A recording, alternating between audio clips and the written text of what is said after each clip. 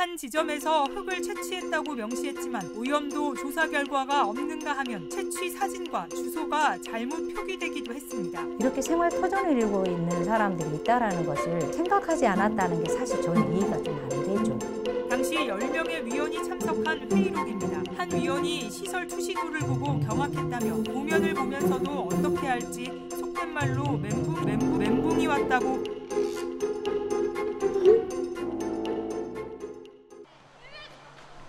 금왕리 성이시돌 젊음의 집. 1박 2일로 인성수련을 온 초등학생들로 활기가 넘칩니다. 선생님들이 재밌어요. 잘 놀아주시고 그래가지고. 여성가족부의 청소년 수련시설 종합평가에서도 4차례 연속 최우수 등급을 받을 정도로 인지도가 높습니다. 올해 상반기 이곳 성이시돌 청소년 수련원을 찾은 도내 청소년만 18,000여 명에 이르고 있습니다. 내년 수련 일정은 벌써 예약이 다 찼습니다. 성이시돌 젊음의 집에서 걸어서 1분 남짓 거리. 공동주택과 단독주택들이 모여 있고 집 앞마당에는 옷가지들이 널려 있습니다. 이곳에 사는 주민은 100여 명.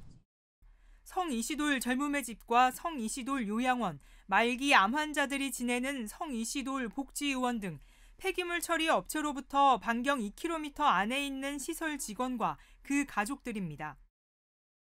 그런데 업체가 증설허가 신청 당시 제출한 환경성 조사서, 청소년 수련시설인 성이시돌 젊음의 집을 960m 거리에 있는 종교시설이라고만 명시했습니다. 악취조사 항목에선 업체 인근에는 사람들이 사는 곳이 없는 것으로 조사됐다고 적시했습니다. 환경평가를 할 때 일단 실사조차도 나오지 않고 이렇게 생활 터전을 이루고 있는 사람들이 있다는 것을 생각하지 않았다는 게 사실 저는 이해가 좀 안 되죠. 하지만 해당 업체 측은 환경성 조사서 내용을 고수하고 있습니다. 성이시돌 젊음의 집은 몇 년 전부터 운영을 하지 않아 이용자들이 없는 상태라며 그 일대에도 사람이 전혀 살지 않는다고 강조했습니다. 환경부의 환경성 조사서 작성 기준에는 주거지역과의 거리 등 민원 관계를 담고 이에 따른 인근 주거지 등에 대한 환경 영향과 저감 대책을 포함하도록 하고 있습니다. KBS 취재 결과 환경성 조사서의 내용 상당수가 허술하거나 사실과 다른 정황이 나타났습니다. 조사 결과에 따라 마련하는 환경 영향과 저감 대책 역시 수정이 불가피한 만큼 재조사가 시급해졌습니다. 수질조사 지점은 폐기물 처리업체와 무려 800m 이상 떨어진 곳, 대기질과 악취조사 일부 지점은 문헌으로만 조사됐고 인근 청소년 수련시설은 물론 주거지는 없다는 잘못된 설명까지. 금왕리 폐기물 처리업체가 증설을 위해 제주시에 제출한 환경성 조사서 상당 부분은 이처럼 사실과 달랐습니다. 그렇다면 증설을 허가해준 제주시는 당시 이 환경성 조사서를 어떻게 검토한 걸까? 2021년 11월 업체 측에 변경 허가 신청에 따른 제주시의 검토자 종합의견서입니다. 업체 증설로 주변에 미치는 영향이 아주 적을 것으로 판단된다고 명시했습니다. 금왕리 마을회는 이 업체의 증설을 반대하지 않는다고 강조 표시까지 했고 경관심의와 환경부 통합허가 등을 받는 조건으로 허가해 주는 게 타당하다고 적시했습니다. 제주시가 해당 업체를 환경오염법 위반으로 17차례나 적발했고 20년 가까이 이어지는 금왕리 주민과 성이시돌 목장 측의 악취 민원을 고려할 때 의문이 생기는 대목입니다. 탐사K는 당시 환경성 조사서를 검토한 제주시 담당자를 통해 확인해봤습니다. 당시 제주시 담당자는 변경허가 과정에서 환경성 조사서를 서류로만 검토하고 현장엔 한 번도 가보지 않았다고 밝혔습니다. 마을 민원과 관련해선 당시 이장만 만나 업체의 변경허가에 동의한다는 설명만 들었다고 말했습니다. 그러면서 당시 환경성 조사서로 제주시에 접수된 게 처음이라 명확한 검토 기준이 없었던 것 같다며 현장 방문과 갈등 예방 등 좀 더 세심하게 살폈어야 했다고 덧붙였습니다. 당시 이장의 입장도 들었습니다. 당시 이장은 해당 업체 측에서 굴뚝 설치 등 시설을 현대화해 오염물질 배출을 최소화하겠다는 계획을 개발위원 10여 명에게 설명했다고 밝혔습니다. 그러면서 업체 측이 변경허가 신청에 마을 동의서가 필요한 건 아니라고 해 별도로 마을 회의는 열지 않았다고 설명했습니다. 환경성 조사서를 하더라도 그 환경 영향 평가에 준하는 그런 조사 방법과 절차를 거쳐야 된다고 생각합니다. 그 절차상에서 그런 것들이 보완이라든지 이런 걸 통해서 그 문제가 해결이 돼야 됩니다. 20년 가까운 주민 민원의 환경법규 위반이 잇따른 업체에 대한 환경성 조사서를 검토하며 현장 한번 가보지 않은 제주시. 이번 논란을 키웠다는 비판을 피하기 어렵게 됐습니다. 하수 슬러지 등 하루 건조량을 300톤까지 3배 늘리고 폐플라스틱 등을 소각하기 위한 35m 굴뚝까지. 지난해 1월 제주시가 현장 한번 가보지 않고 금왕리 이시돌 목장 인근 폐기물 처리 업체에 허가한 증설 규모입니다. 지난해 9월 이 업체의 35m 높이의 굴뚝 설치와 관련해 제주도 경관심의위원회가 열렸습니다. 당시 10명의 위원이 참석한 회의록입니다. 업체 대표가 하수와 가축분뇨 슬러지 증가로 처리 용량 확대가 필요하다는 설명이 끝나자마자 뜻밖의 발언이 나옵니다. 한 위원이 시설 투시도를 보고 경악했다며 심의 대상인 굴뚝이 아닌 업체의 입지 자체에 문제를 제기합니다. 금오름에만 하루 2,000명이 오르고 등록문화재인 성이시돌의 건축물 태시폰 등을 보러 차량 수천 대가 오가는 곳과 맞지 않다는 겁니다. 그러면서 정물오름과 당오름에서 해당 업체가 너무 잘 보여 도면을 보면서도 어떻게 할지 속된 말로 멘붕이 왔다고 표현하며 대책을 주문합니다. 해당 업체의 자료 부실과 소각시설 등이 필요한지도 쟁점이 됐습니다.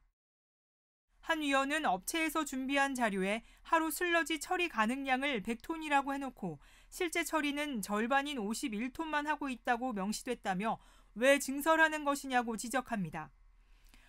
업체 측은 잘못된 자료라며 사과하고 해당 위원은 증설 필요성보다 제대로 된 자료 준비가 먼저라고 지적합니다. 또 다른 위원은 하수 슬러지 처리 시설의 경우 장기적으로는 제주도에서 운영해야 한다며 현재 상황에 안타까움도 나타냈습니다.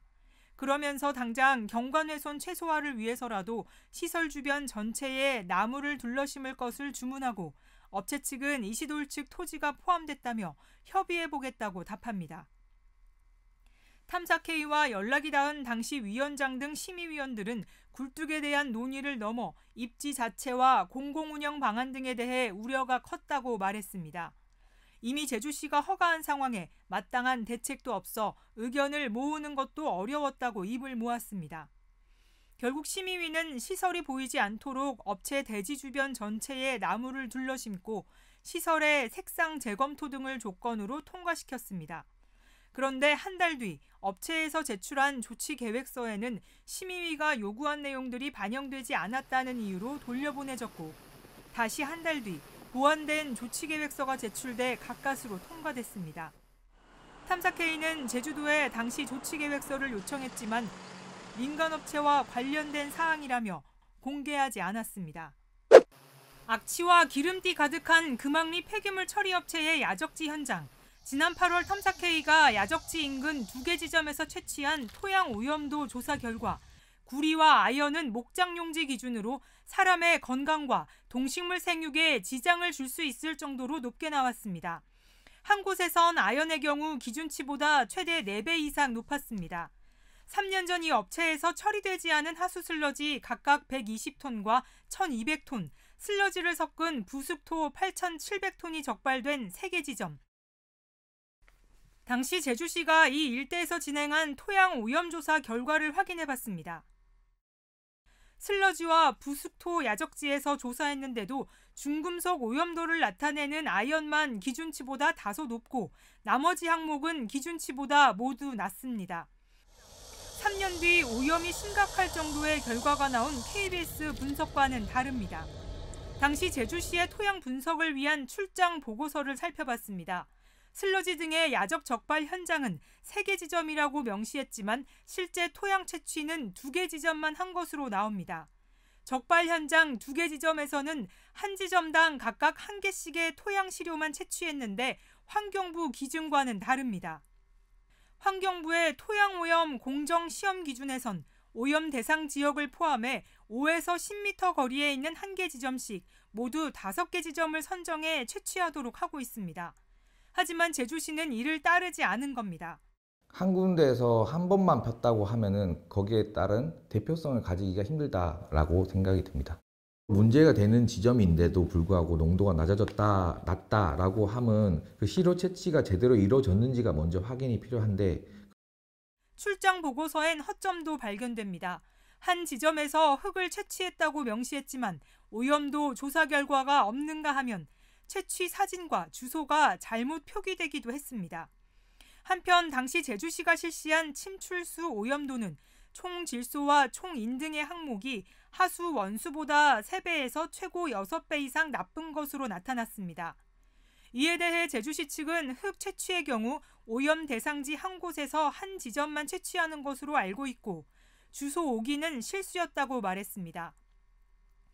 해당 업체 측은 야적 당시 슬러지 아래에 비닐 등을 깔아 토양이나 수질로 인한 환경오염은 없었다며 종전 토양 검사에서도 양호했다고 말했습니다.